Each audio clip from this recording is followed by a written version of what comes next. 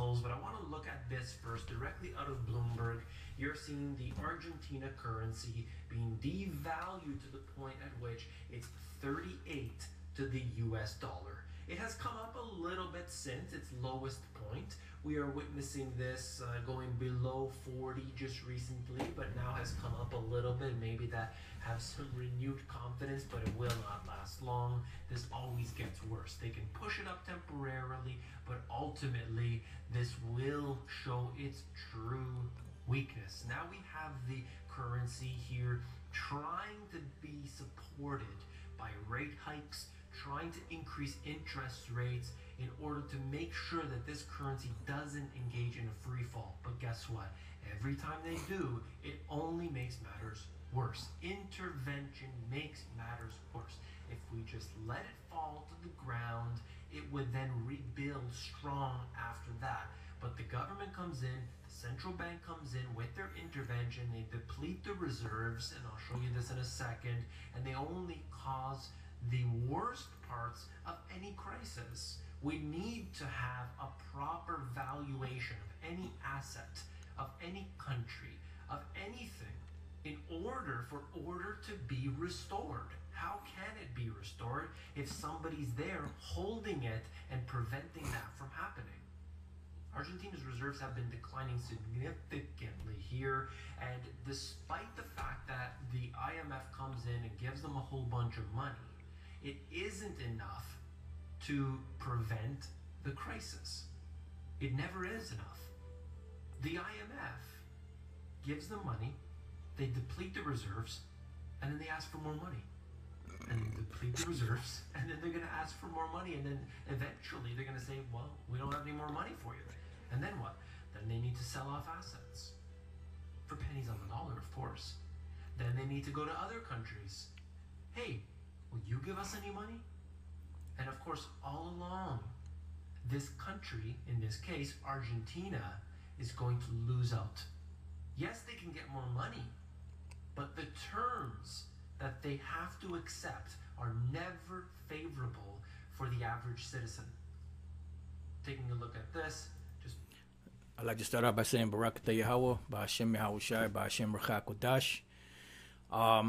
As you see, this is a guy, Apostle Elder Tar, put me onto the Money GPS.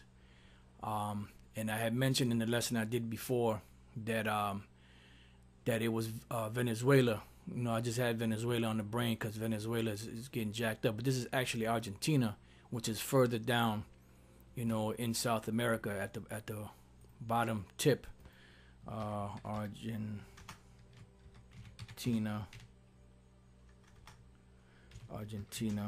map. Images. Oh, you see it right there. Actually, let's go back here. Right here. This is Argentina down here. So right now, Argentina is catching hell. You know, and then north of it, you have Venezuela that's catching hell. Then you have a lot of Venezuelans going into Peru, you know, which is going to make their economy mess up, you know, their situation go bad. Then you have Brazil, you know, which their economy wasn't doing that great, you know. So pretty much this is all done systematic. And he kept mentioning about the IMF. When you go back a little bit in the other chart, to IMF, send more money. And what the IMF is, I believe it's International Monetary Fund, if I'm not mistaken on the acronym. They pretty much, what they do is, this is Esau's way of stealing people's lands and their resources. They'll go in there and prop their economy up, giving them money, which they know they can't pay because they had to get a loan to keep their currency and their economy afloat. So then what they do is they keep giving them more and more money to the point where they say, well, we can't give you any more money. Now what are you going to give us? Because you obviously can't pay us back the money that we gave you because you're asking for more money. So now you're going to have to sell us your assets. And like you said, for pennies on the dollar. And this is how, and this is a systematic way that the international bankers have gotten control of all the nation's monetary, you know, majority of the world's nations' monetary, their economy, is through different crises that they create, so that everything can plummet and the price of everything can plummet down because the currency of that nation is no longer any good. Therefore, they'll come in and buy everything up pennies on a dollar. This is the same thing that the Rothschilds did in England when the news came back that Napoleon Bonaparte had actually won the war, but it was Wellington that England actually had won, but they made it seem like Napoleon won. So when they started seeing Nathan Rothschild sell off all his assets in England, everybody there got nervous, and they said, well, if he's selling, that means he got the news that Wellington lost and that Napoleon won. And everybody started selling their assets, but secretly behind the scenes, he was having the main guys that work for him sell their goods, sell their assets, sell their stocks. But then behind the scenes, he had others come back and buy it back. And then when everybody else started selling, he started buying everything back on pennies on a dollar. And this is how they cornered the market. And this is just the same thing that they've been doing over and over and over again. Like I believe it was Eustace Mullins that said it. The historian Eustace Mullins said that these international bankers, they're not smart. They're not intelligent. They just find a formula and they keep using that formula over and over and over and over again. And this is the IMF is what they used to gain assets, gain control of a nation's economy, their money, to get control of their resources. Because if you can't pay, you have to give something up. When you go back into the scriptures, when you read about Egypt, when the people had no more money, what did they do? They had to sell it. They sold their land. They sold their money. They ran out of money, you know. So they ended up selling themselves and their land pretty much into slavery. And this is what the international bankers have done. They've taken that same example and have pushed it out to these different nations as you see today. Well, the scripture said is Micah 2:1. Woe to them that devise iniquity and work evil upon their beds. And that's what happens. You know, they come up with these plans in their minds, because the scriptures say that these devils cannot sleep unless they cause some type of mischief. This is the book of Proverbs 4. I believe it's the 4th chapter right here, 4:16. For they sleep not except they have done mischief, and their sleep is taken away unless they cause some to fall. You know, as to where the average person, if they do something wrong, it breaks their sleep pattern. But these devils, if they don't do anything wrong, they can't sleep. So it's the total opposite. You got to remember that the Edomites, the so-called white people, the so-called white men, they are the wicked. They are the total opposite of what righteousness is. And the righteous are who? The Israelites, the so-called Negroes, Latinos, and Native American Indians. You know, this is why a lot of times when Jake, which is a short way of saying Jacob, of the nation of Israel, when they do bad things, they can't sleep. You know, their sleep is taken away from them. You know why? Because technically, even though Israel has become more wicked than the wicked in these times, we're still the righteous. You know, and certain shit bothers us. You know, we have a conscience. The so-called white man doesn't have a conscience. So it says, woe to them that devise iniquity and work evil upon their beds. Because remember, it said that the IMF comes in, bails out the economy of that country, and when they can't pay the money back, they buy the assets on pennies on a dollar. And who's the ones that really are affected by this? The average citizen, not the higher ups in government, because they're always taken care of. They always eat good. They're always dressed to a T. You know, they're always groomed. You know. So is the average citizen of that particular country that is the ones that are really catching hell. It says when the morning is light, they practice it because it is in the power of their hands. They got the power, you know, and they covered fields, which fields are what? Different plots of land, and take them by violence. And that's how they do it. Because let's say if the country said, now, you know what, we're not going to pay you back. And guess what? They're going to send the military in there, and they're going to destroy whatever they got to destroy, and then they'll take it. You know? And the majority of these nations, at one point, they wouldn't dare oppose America, because America is this superpower that was pretty much the bully on the block. You know, but now their power is going down, so they have to be more subtle now, and their subtlety goes through the way of the IMF. You know, the International Monetary Fund, to extract what they want out of this particular country, whether it's resources or land or whatever. It says, and houses and take them away. So they oppress a man and his house, and even a man and his heritage. And that word oppression is not just beating somebody, you know, and having them stressed out. It's also financially having them stressed out, having them oppressed, you know, because the oppression comes in many different forms, you know, and the main oppression for a poor person is monetary gain. Okay. Isaiah 10:1, woe unto them that decree unrighteous decrees, which are unrighteous laws, and that write grievousness which they have prescribed, because they're the ones that are giving out these laws and legislations and regulations, like they're prescribing prescription medication, you know. And then the terms are outrageous, but when the people are in a jam, they're going to accept whatever they can get. It says to turn aside the needy from judgment, and that's what's happening. The people in Argentina are catching hell, and are about to really feel it, like they're feeling it in Venezuela, and other countries. It says, and to take away the right from the poor of my people, because these people that you see here in Argentina, these are Israelites. This is the tribe of Naphtali, Argentina and Chile, the southern half of South America. This is Naphtali. All right. So going back, it says that widows may be their prey and that they may rob the fatherless, you know, and that's what they're pretty much doing. All right. Next one, James 5:1. Go to now, ye rich men. Who are the rich men? These international bankers that rule the world, the so-called white man. Type in international bankers. You're going to get some of the top families of the earth that are in league with this madness. See images. What do you see here? Rothschild. This Elon Rothschild. This is the Rothschild family right here. The 5 sons and the father. You know, you have Nathan Rothschild, the Rothschilds, and then you have others. Here you go. These are some of their noblemen, you could say.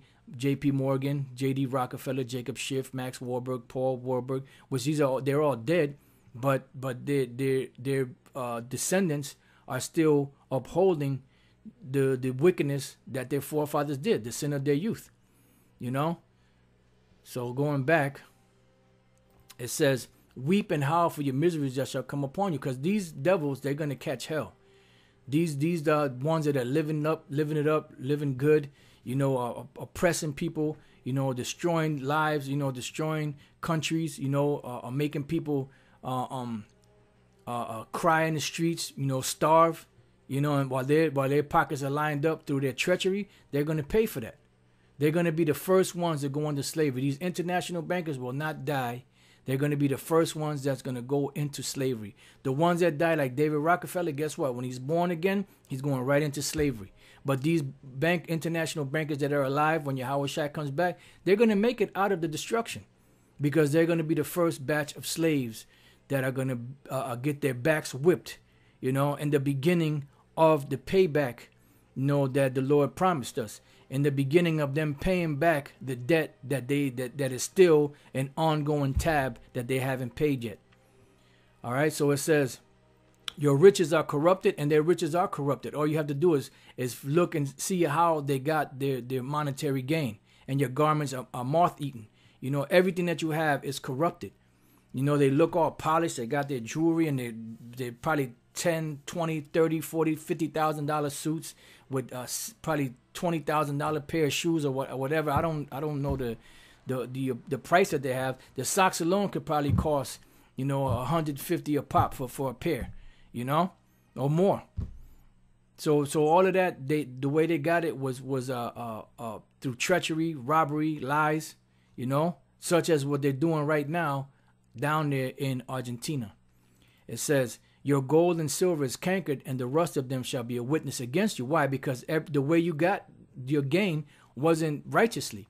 Matter of fact, let me get this one precept here in Habakkuk, the 2nd chapter, and the 9th verse. Woe to him that coveteth an evil covetousness to his house. Why? Because this land of Argentina did not belong to you. The land of Argentina belongs to the Israelites that are down there, even though you have the upper crust, you know, which are puppets. If they're Israelites, they're puppets, and they may be some of them that are so-called Jews or so-called white people, Edomites, which is the same people that are controlling it. But the majority of the people that are here are Israelites. And it says, woe to him that coveteth an evil covetousness to his house. So you're coveting something that doesn't belong to you. So you know you can't just go in and take it. So how do you do it? You do it by treachery. Because the scriptures say that the serpent was more subtle than any beast of the field. It says that he may set his nest on high, that he may be delivered from the power of evil. See?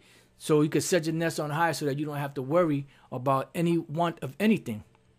And these guys have so much wealth that they could allow the rest of the people of the world to continue on getting the benefits out of the businesses that they have out there, and the world would be able to be sustained, and they'll still be able to be sustained. But they're not the righteous; they're the wicked. That's what it says when the wicked bear rule, the people mourn, and the people today are in mourning, great mourning. You know, you think that these people in Venezuela and these people in Argentina are having a good time? Brazil. Now they're starting to feel a crunch, but that's the Lord putting that crunch on them because they're Israelites and they've been doing a lot of wickedness. So this is the Most High's last final ass whipping to them before the Yahushua comes back to deliver them. You know, the ones of them that are part of the elect. It says, thou hast consulted shame to thy house by cutting off many people, and you have done that and has sinned against thy soul. Okay, so you're gonna get it. You're going to be destroyed. But you international bankers, you know, you're going into slavery first. You know, you're going to be the first crop of slaves. So get ready. It says, and shall eat your flesh as it were fire. You have heaped treasures together for the last days. And the scriptures say that, I believe it's in Job 20, the more that they heap to themselves, the angrier the Most High will be. Something like that.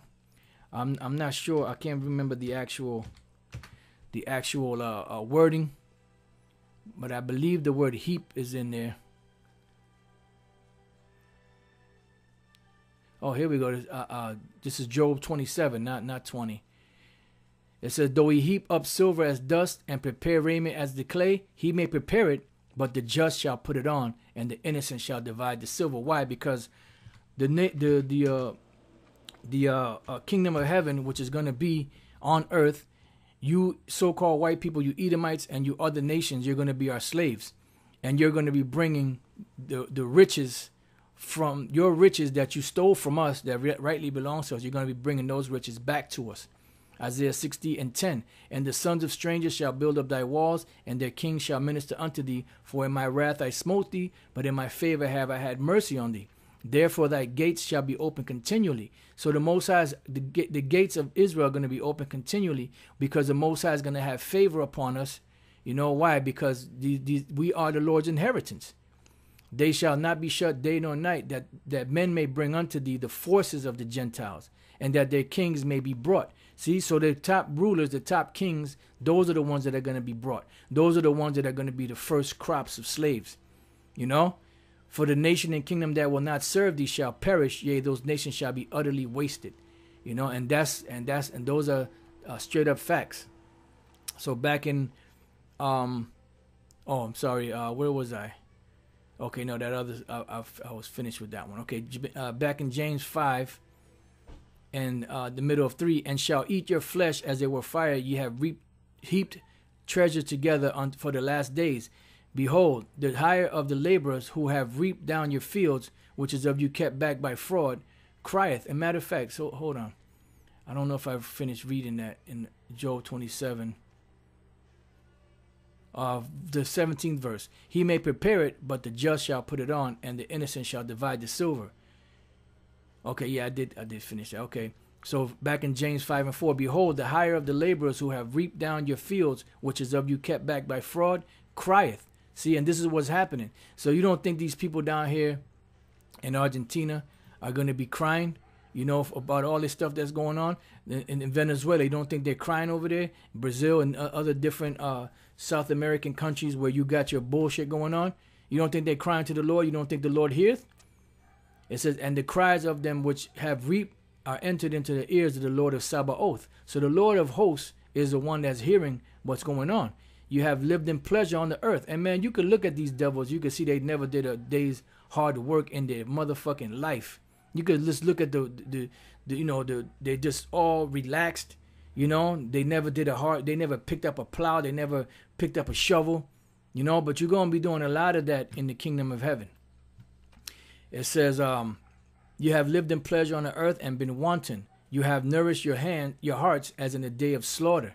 See, so they have the best of everything. They have no want for anything. Matter of fact, since the Spirit made me mention that, Psalm 73, and I'll start at 5. They are not in trouble as other men, neither are they plagued like other men. Why? Because you think they have money woes? You think these devils have any money woes? You think they sitting there talking to the Rothschilds, talking to the Rockefellers or the DuPonts or the Gettys and saying, yeah, man, you know, I'm catching hell this week, man. I can't pay my light bill. You know, I can't pay my rent. You know, I just wanted to know if you could spare a couple of dollars, you know, to help me out in my situation. You think they boo-hooing like that? Hell no. These devils have more than heart could wish, as it's going to say. Therefore, pride compasseth them about as a chain. And you could see, when you look at these devils, you could see the pride beaming off of them. You know, look at these devils, man. You can see the pride beaming off of them. You know, like they don't have a care in the world. And who knows, maybe they don't. You know, they don't have a care in the world, man. They live in fat. All right. It says violence covereth them as a garment, because eventually they're going to be destroyed after the 1,000 years of slavery that they have to serve. It says their eyes stand out with fatness. They have more than heart could wish. See, they have more than heart could wish. They have so much that you don't even need anymore, but they want to get more and more and more. This is why Aaron Russo told him, look, you got all the riches of the world and everything in your hands. What else do you want? And he said they want power and control over the people. Excuse me. That's why they want to implant RFID microchip, which is the mark of the beast, into every individual out there in the world.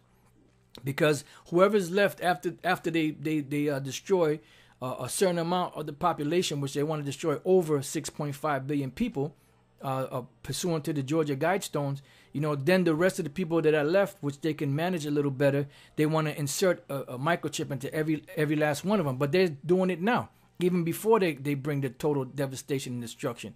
Their whole thing is about chipping everybody, whether you have over 7 billion people and they chip all of them, or whether they bring the population down to 500 million, you know.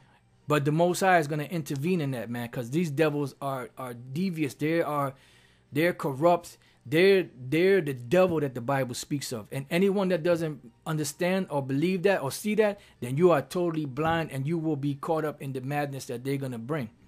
It says they are corrupt and speak wickedly concerning oppression. Yeah, because they oppress the people and they talk shit about it. You know? It said they speak loftily. They set their mouth against the heavens and their tongue walketh through the earth. Yeah, because they set their mouth against the heavens because they paint themselves as being the people or the powers of the heavens. They make the world believe that they're the shit. It says, therefore his people return hither, and waters of a full cup are wrung out to them, because they have everything. You know, they take everything. They want a piece of everything. You know, just like when you have a wet cloth, and you know you have a water full of bucket, and you pour the water in the bucket into another bucket, and you take that cloth and you strain every little drop out of that you can. That's what they do, man. They have everything, man. You know, and the Lord is gonna bring them down because it's corrupted the way they got it. It says, you have condemned, back in James 5 and 6, you have condemned and killed the just, and he does not resist you. And Jake is not resisting you because Jake doesn't have the power to do so, you know. But the Lord is coming back to checkmate you, you know. And you international bankers, you will go into captivity. That would be your first mission, you know, or your first destiny, or your first job is slavery. So how about that? So with that, I hope you brothers have been edified. To the next time I say shalom.